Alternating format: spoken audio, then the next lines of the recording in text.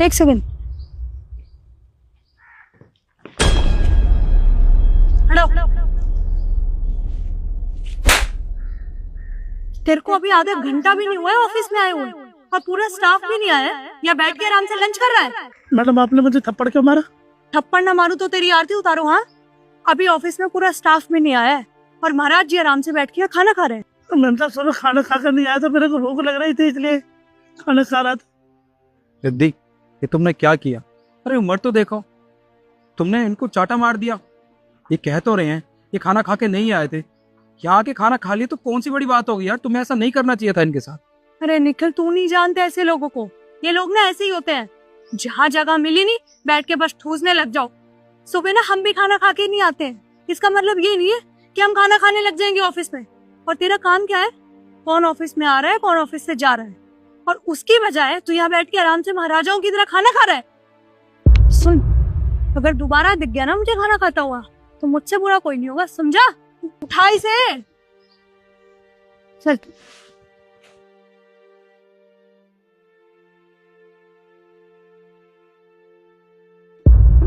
अरे ये आपका खाना कैसे गिर गया? बस वैसे गिर गया साहब, हाथ से छूट गया।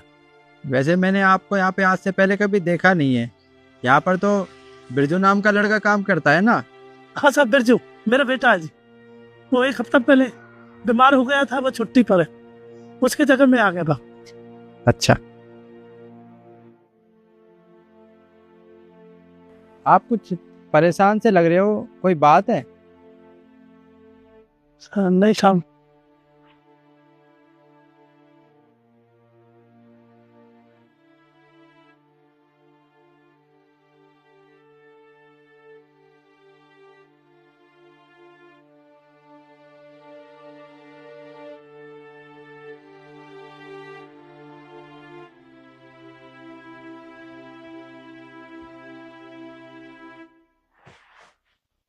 समझ में नहीं आ रहा है, वो अंकल मुझे परेशान लग रहे थे। क्या बात हो सकती है?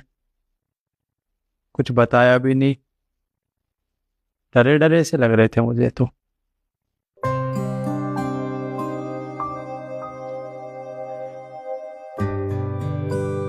अरे हाँ,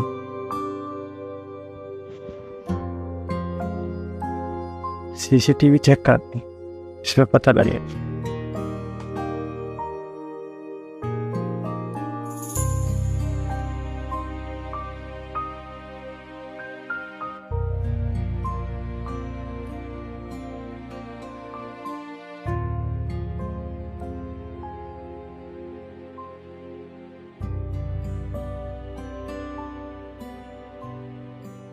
अच्छा, तो खाना उनसे गिरा नहीं है,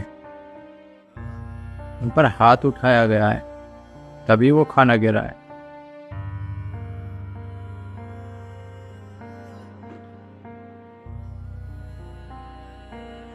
निखिल, रिद्धि को ऑफिस में भेजो।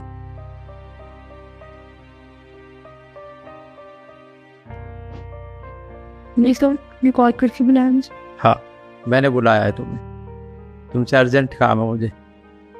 तो बताओ कि हमसे गाड़ी चल।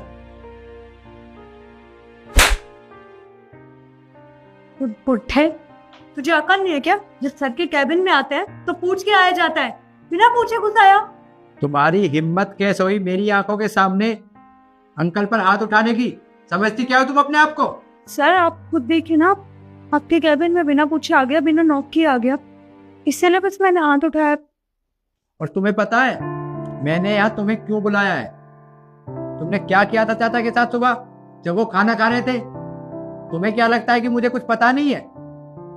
अरे वो खाना ही तो खा रहे थे, तुम्हें हाथ उठाने की क्या जरूरत थी?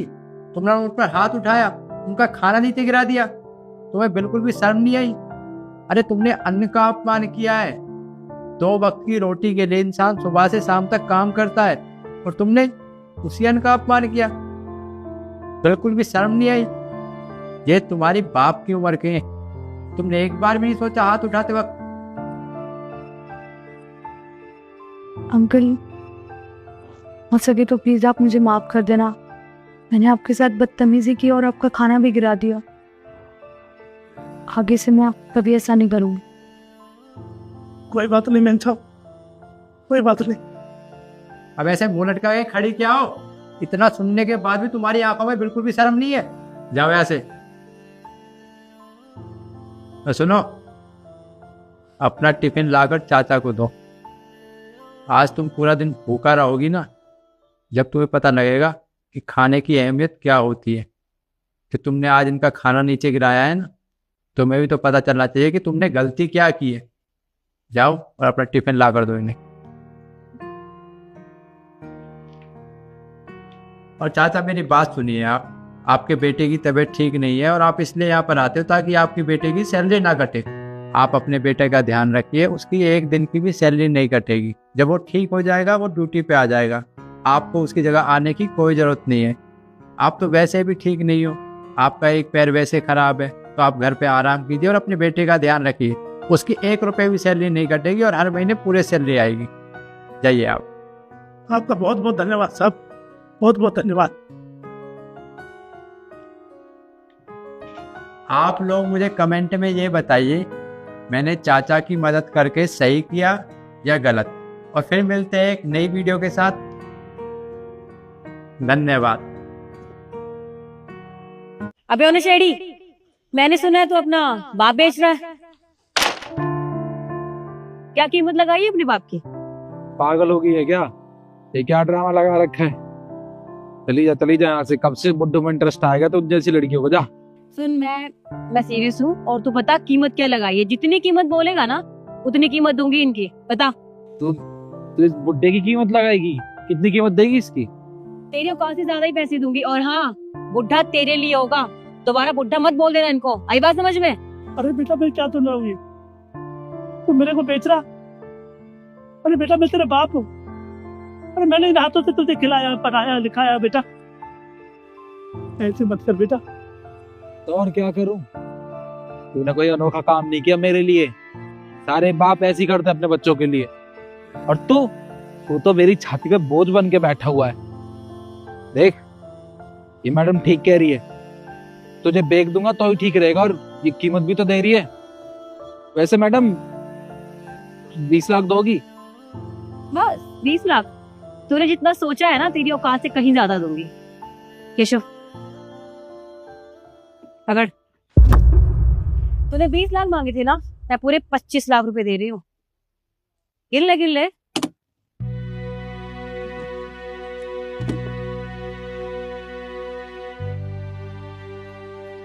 25 लाख रुपए है ये, जिसके तूने सोचे भी नहीं होंगे ना, मुझसे कहीं ज्यादा पैसे दिए। अरे बेटा ऐसे मत कर, मैं तुम्हारे हाथ जोड़ता हूँ बेटा। मैं बुढ़ापे में कहाँ जाऊंगा? मैं तो किसी को जानता भी नहीं। बेटा मुझे मत बेच बेटा, तू कर कर रहा। अरे मैंने तुझे पढ़ाया लिखाया क्या इसी दिन के लिए? तू दारू पी के सबको भूल गया। तू पागल है? तुझे समझ में नहीं आ रहा? अरे एक बार बोल दिया, तू चला जा यहाँ से तो चला जा। और वैसे भी तेरा करूंगा क्या मैं? हमेशा चिक चिक चिक चिक करता रहता है। जब भी पैसे मांगो तुझसे, तेरे पास पैसे होते ही नहीं है। कभी अपनी दवाई ले आता है, कभी खाना। अरे मैं अपनी बोतल का भी इंतजाम ना करूं क्या? मैडम जी को देख कितनी अच्छी है। 25 लाख रुपए दिए। 25 लाख पता है कितने सारे होते हैं पैसे? इतने में तो तुझे 4 बार और बेच सकता हूं मैं। ऐसे भी इतने पैसों में ना पूरी दुकान खरीद लूंगा मैं बोतल की। तो एक काम करते हैं, यहाँ से जा। मैडम ले जाओ उसे, जाओ। बेटा बहुत बुरा कर रहा है तू। अरे तू कर क्या रहा बेटा? तेरी समझ में नहीं आ रहा? अरे इतनी दारू क्यों पीता है? मैं तेरा बाप हूँ, बाप हूँ। तो मुझे मत बेच। मैं कहाँ जाऊंगा बेटा? ऐसे मत। बुड्ढे एक बार बोल दिया ना, चला जा यहाँ से। वैसे भी तू मेरे किसी काम का नहीं है। चुपचाप जा रहा है शराफत से, या धक्के मारो तुझे? धक्का मारने की जरूरत नहीं है, मैं हूं ना, मैं लेके जा सकती हूँ। आप आइए मेरे साथ, आइए। और हाँ, पैसे तुमने जितने मांगे थे उससे ज्यादा पैसे दिए हैं। और आज के बाद अगर तू इनके आगे पीछे मुझे दिखाई दे गया ना, तो सोच लेना, दूर है ना इनसे। आइए।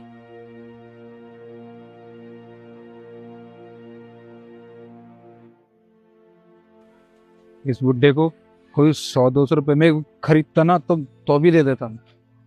अरे इसने तो 25-25 लाख रुपए दे दिए, तो बहुत सारे पैसे। एक काम करता हूँ, इससे ना बोतल खरीद लेता हूँ, हाँ, पर जुए में उड़ाऊंगा।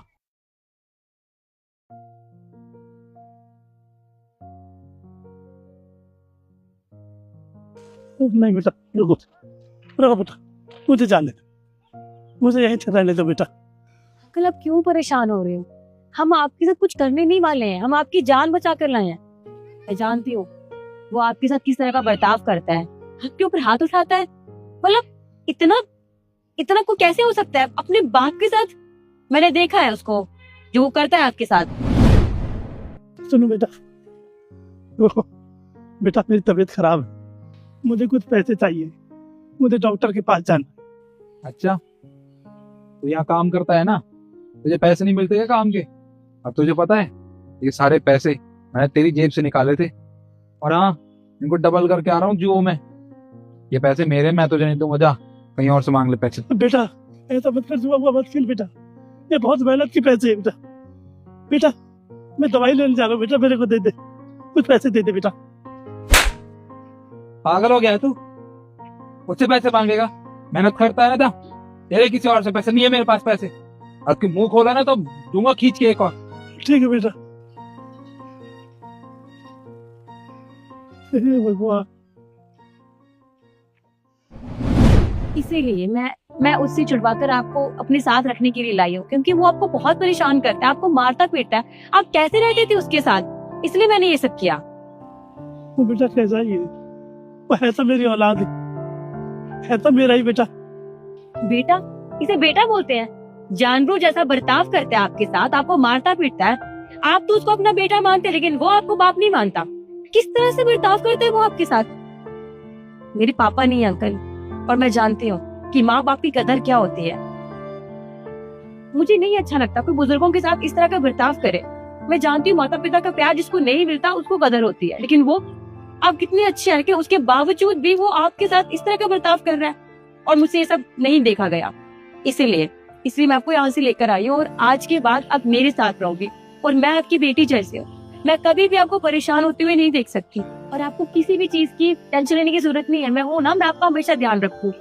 वो बात तो ठीक है बेटा, और मैं तेरे पे बोझ नहीं बनना चाहता। मैं भी आखिर बाप हूँ, और दारू पीता है, इसे होश नहीं है बेटा। इसके अलावा मेरा कोई है भी नहीं, आखिर मेरा बेटा है। बेटा मेरे को यही छोड़ दे। अंकल, माँ बाप कब से अपने बच्चों पर बोझ बनने लग गए? आप मेरे लिए बोझ नहीं हो, बल्कि मैं तो बहुत खुशनसीब हूँ। भगवान मुझे दूसरा मौका दे रहा है आपकी सेवा करने के लिए। अब प्लीज मना मत कीजिए, आप मेरे साथ चलिए प्लीज। ठीक है बेटा, बहुत अच्छे संस्कार है बेटा, साक्षात भगवान का रूप है तू बेटा। भगवान तुझे हमेशा खुश रखे। आप चलिए अपने घर चल आइए। चलो बेटा। आइए।